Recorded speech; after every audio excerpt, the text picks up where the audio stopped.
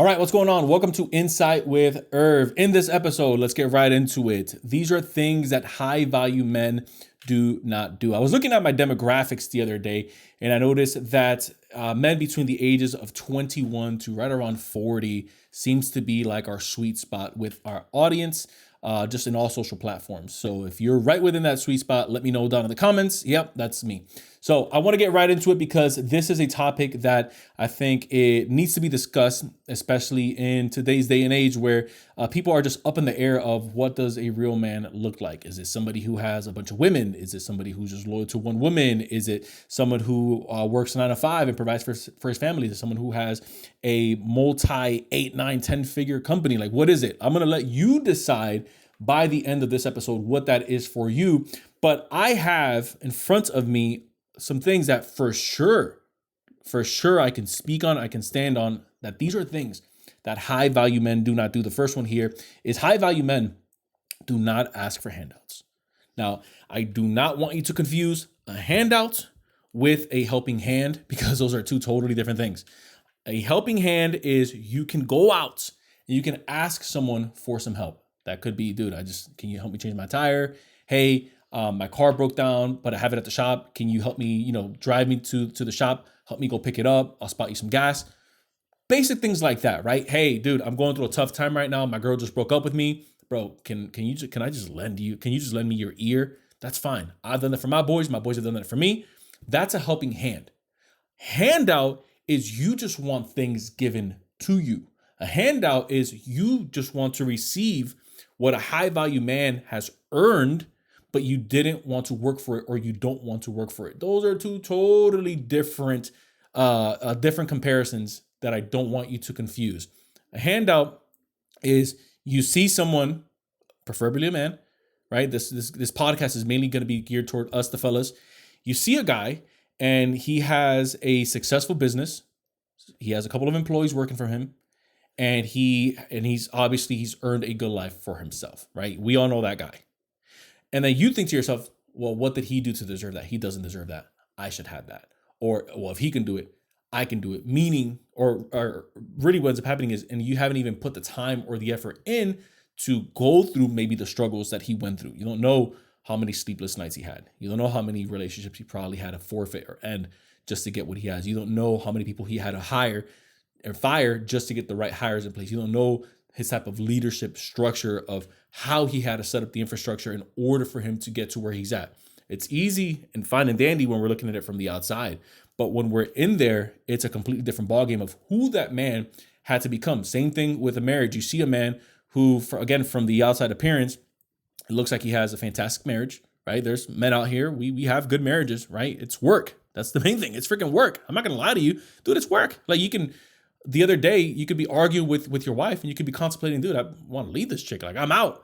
And then the following day, you remember, no, I'm choosing this woman every single day. She's choosing me. I'm putting up with her. She's putting up with me. But a lot of guys that aren't high value men, they're going to say, okay, I'm outie at the first sign of maybe a relationship of you just not seeing eye to eye with your woman. Now, that's going to be the first essential thing that high value men do not do. The second thing that high value men do not do is that they don't try to put others down just to appear bigger. This one right here really grinds my gears because it's really cowardly to try or to see another man try to put another man down or another woman down or a woman down just so that they can appear bigger. And this happens a lot, especially in the social media space, which is one of the things that it's just distasteful. You see a lot in the social media space where you see people put out hit pieces on other creators, or you see people put up hit pieces on other accounts of just to make it seem like they're the bad guy and you're the good guy and you're here to save the day, or make it seem like your product is way better than what they do, or you're a way better human being than they are, rather than, and these are two options that you have. You can either A, have the biggest building in town by tearing every other building down, or you can work to have the biggest building in town, regardless of how tall or how big every other building is inside of that town. Now, most people, specifically, as a matter of fact, I'm going to say all men that aren't high value men, they're going to pick the first option because it's going to be easier.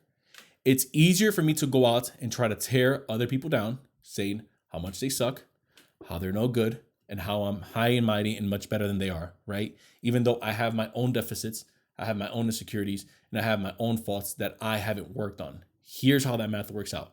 You tear down, let's say the highest building in your town is 3 stories. You tear down a 3-story building, which is the highest building in your town, and you build a 4-story building just so they can appear bigger. Versus every single building in that town is 3 stories, and I go out and I build a 20-story building. So let's inverse that. We're talking about levels. So rather than just trying to tear someone down at the level that they're at, why don't you rise above the level that everyone else is at? That's going to require more work, of course. That's going to require more dedication. That's going to require more focus. That's going to require for you to go through a couple of sleepless nights. That's going to require for you to get your hands dirty. That's going to require for you to read books versus being on Netflix. That's going to require you to go out and network versus staying at home and getting out of your shell, if that's the route that you wanted to take. And it's not going to be the easy route, which is why most men that aren't going to achieve that high value status are never going to take that route, because it's easier to try to go out and put someone else down when you have your own deficiencies to work on. But the third thing that high value men do not do is that they don't stop taking care of themselves. I'm gonna keep this one super practical. They stop exercising, or they don't exercise. They don't watch their hygiene, and they don't have any regard or any really care about their appearance. This one right here is going to be pretty self-explanatory, but guys, take care of yourselves, right? I don't need you or require you, or I'm asking you to go out and live to become a bodybuilder. You just need to do enough exercise to become dangerous so that if something presents itself, you're able to at least defend the person that you're with, whether that's your kids, whether that is your significant other, something happens, you need to be able to defend yourself. Like if you have to go up a flight of stairs and you are winded, you can't carry a conversation, maybe it's time to hit the gym a little bit. Again, you don't need to become a bodybuilder in order for you to do this. This doesn't require any steroids. This just requires you to watch your diet and get some exercise in. In addition to that, so like my little point B next to the exercise, it's a good decompressor. I can't tell you, especially for those of us that we feel like the weight is on our shoulders, there's nothing feels better than going to the gym or just going for a walk, 45-minute maybe ruck, and you finish. I've never, and again, let me know in the comments, write to me, let me know, hey, that's a lie. I have never left the workout and felt worse after a workout than when I first went in, unless I got injured. That would be the only exception. But outside of that, I've never left the workout and not felt to myself, man, that was worth it. Even if the workout wasn't the highest level workout, even if I didn't move the most weight, I've always felt a little bit better than when I went in. Wakes me up, brings clarity, or it helps me decompress. I want that for you. And so that's why I included that in here.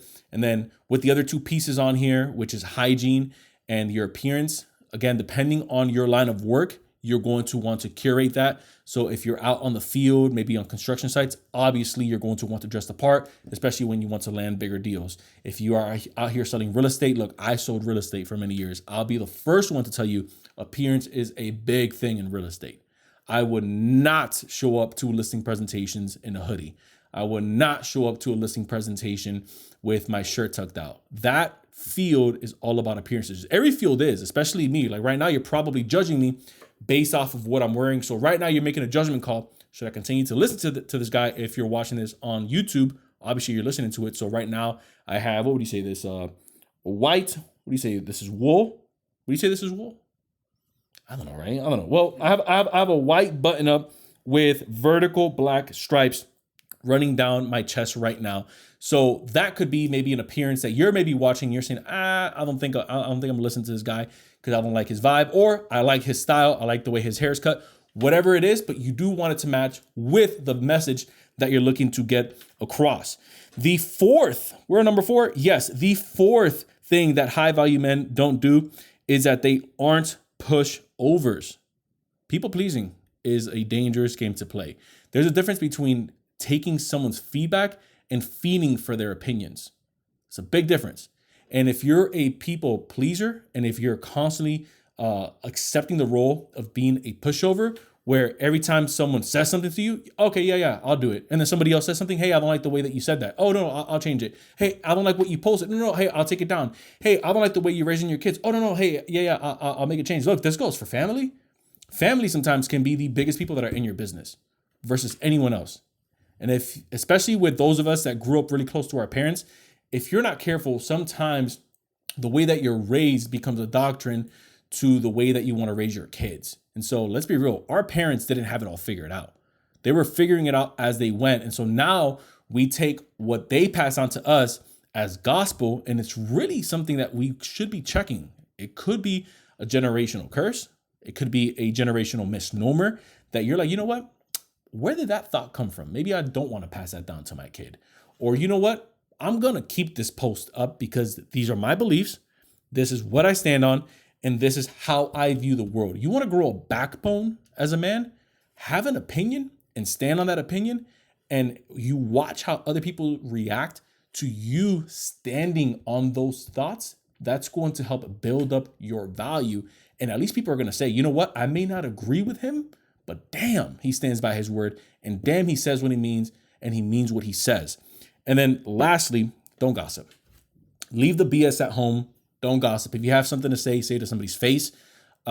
This rule right here is more so important. I'm not talking about street talk. Like, don't go out and tell, hey, bro. No. I'm talking about, especially in the business world, don't go out and gossip about your competitor. Don't go out and gossip about somebody at your job that isn't doing their work and how you're carrying the load. Don't go out and gossip to, if you're running an organization, to somebody else on your team and letting them know how much so-and-so sucks. If I'm being real with you, that's a conversation that you need to have directly face-to-face with that person that you're calling out behind their back. That's gossip. And that's not going to help you as an individual and as a leader and as a masculine man. And that's not going to help build up that person if they need that constructive feedback. I promise you, especially with business, is a lot of us, we try to hide. Like, I see all these machos. Hey, I can squat 400 pounds. Hey, I can run 2 miles. Hey, I can do an Ironman. Hey, I can go on a Spartan run. But when it comes to having a difficult conversation, they run from that. And so which one's harder? Is it moving a ton of weight, or is it having a conversation about how bad someone sucks and how they need to improve? So I leave you with those pieces of advice right there on what high value men do not do. You can take with it, or you can do with it as you please, but it is what I've noticed in the difference between high value men and men that's honestly, they think they're high value, but they aren't improving themselves and they aren't bringing any value to the world. And I know that that's a hard pill to swallow, and I want to say it exactly how I mean it, because that's how it is.